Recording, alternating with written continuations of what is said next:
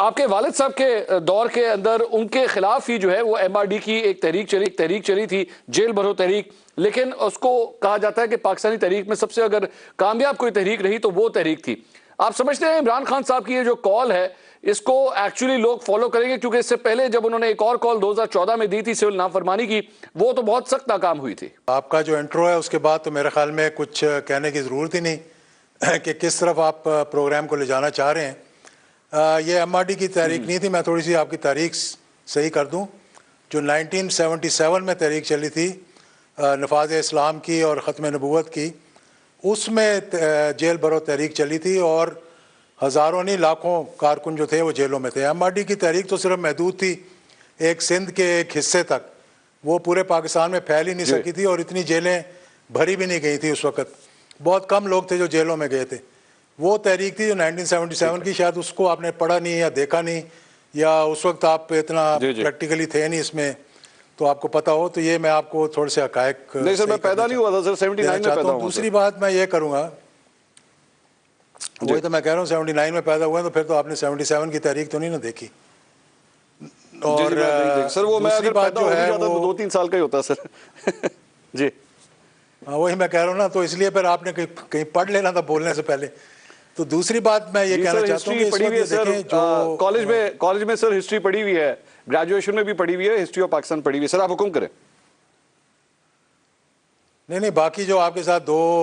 کو اینکرز ہیں وہ اپنی بات میں سب کچھ واضح کر دیں گے۔ میں صرف یہ کہنا چاہ رہا ہوں کہ اس وقت جو ملک کے حالات ہیں، کیا یہ ملک متحمل ہو سکتا ہے اس قسم کی گفتگو کا، اس قسم کے ایک دوسرے پہ الزامات لگانے کا، اس قسم کی ایک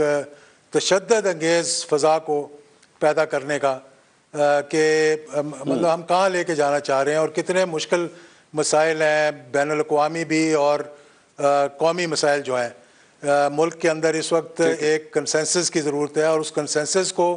پیدا کرنے کے لیے اب آپ کہیں گے جی کہ خان صاحب نے کہا کہ میں اے پی سی نہیں اٹینڈ کروں گا، تو ہر کام کے لیے کوئی ماحول پیدا کرنا پڑتا ہے۔ اس ماحول کو پیدا کرنے کے لیے حکومت کو انیشیٹو لینا پڑتا ہے، اپوزیشن کو نہیں۔ ٹھیک ہے، جو حکومت میں بیٹھے ہوئے ہیں ان کو اپنا دل بڑا کرنا پڑتا ہے۔ آپ لوگوں کو، ساتھیوں کو قید میں ڈال دیں، ان کے خلاف آپ ایف آئی آر کٹوا دیں اور آپ کہیں جناب کہ آئیں اب بیٹھ کر میز پر ہم کھانا اکٹھے کھائیں، تو یہ تو ممکن نہیں ہے۔ تو میں سمجھتا ہوں کہ تمام سٹیک ہولڈرز کو اس وقت ذرا سوچ کر حکومت کو انیشیٹو لینا چاہیے۔ حکومت کو چاہیے کہ وہ اپنے دل کو بڑا کریں، اور یہ جو شاہد خاقان عباسی صاحب کہہ رہے ہیں، جو مفتیٰ اسماعیل صاحب کہہ رہے ہیں، جو دیگر ہمارے دوست کہہ رہے ہیں، ان کی بات کو ذرا غور سے سنیں کہ وہ کیا کہنے کی کوشش کر رہے ہیں، کیوں ان چیزوں کا سر عام جو ہے وہ اعلان کر رہے ہیں۔ تو میں تو یہی کہوں گا کہ فضا کو بہتر بنائیں اور ماحول کو بہتر بنائیں تاکہ ملک کو ان مسائل سے ہم نکال سکیں۔ اب جیل بھرو نہ بھرو اس سے کوئی ملک کو نہ فرق پڑے گا، نہ ہماری معیشت ٹھیک ہوگی، نہ ہمارے امن و امان ٹھیک ہوگا۔ اس وقت بہت بڑے بڑے مسائل ہیں ہمارے، یہ چھوٹی چھوٹی باتیں ہیں کہ اقتدار میں کون آئے گا، کون چلا جائے گا، یہ ایشو نہیں ہے اس وقت۔ ایشو اس وقت ہے قوم کی، ملک کی سروائیول کا، اور اس کے لیے ہمیں تھوڑا سا ایک بیٹر سینس پرویل کرنی چاہیے جس سے کہ ہم آگے کی طرف جا سکیں۔ نہیں تو اس میں جاز صاحب رہنمائی فرمائیے گا کہ اگر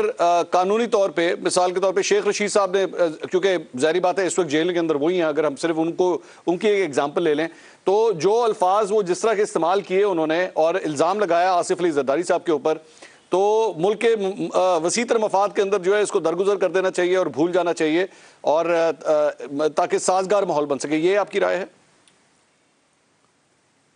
دیکھیں، آصف علی زرداری صاحب ان چھوٹی چھوٹی چیزوں کو مائنڈ نہیں کرتے ہیں، کسی اور نے اس کو مائنڈ کر لیا یا حکومت نے مائنڈ کر لیا۔ ان کا دل ذرا بڑا ہے، انہوں نے بہت سی مشکلات بھی دیکھی ہیں، اور میرے خیال میں کہ وہ ملک کے صدر بھی رہ چکے ہیں، تو اتنا نیچے گر کر کے کسی نے اگر کچھ کہہ دیا اور کسی کو کوٹ کر کے کہہ دیا تو اس کو اتنا سیریسلی نہیں لینا چاہیے کہ آپ اس پہ غداری کا الزام ڈال دیں، باقی چیزیں ڈال دیں۔ میں کہتا ہوں کہ ایسی باتیں نہیں کرنی چاہیے، ایسے الزامات نہیں لگانے چاہیے ایک دوسرے کے اوپر، کیونکہ اس سے مزید خرابی پیدا ہوتی ہے۔ لیکن اتنی چھوٹی سی بات کو اتنا بڑا کرنا، ایک ایم این اے کو جو کہ مطلب قومی اسمبلی کا متعدد مرتبہ، یعنی 6-7 مرتبہ 8 مرتبہ جو MNA رہ چکا ہو, جو مطلب خود کہتے ہیں کہ میں 16 مرتبہ وزیر رہ چکا ہوں, اس کو آدھا کر دیں تو میرے خیال میں وہ ٹھیک رہے گا. کہ ان کو ہتھکڑی لگانا, ان کے منہ کو کور کرنا, لے جانا, یہ غلط پیغام دے رہے ہیں. یہ آپٹکس ٹھیک نہیں ہے آپ کی, یہ آپ اپنی ڈیموکریسی کو بدنام کر رہے ہیں, بیرون ملک میں آپ اس کا ایک غلط تاثر پیدا کر رہے ہیں. تو یہ بہتر ہے کہ یہ اور بہت سی ایسے طریقہ کار ہیں جن سے یہ مسائل جو ہیں وہ حل ہو سکتے ہیں.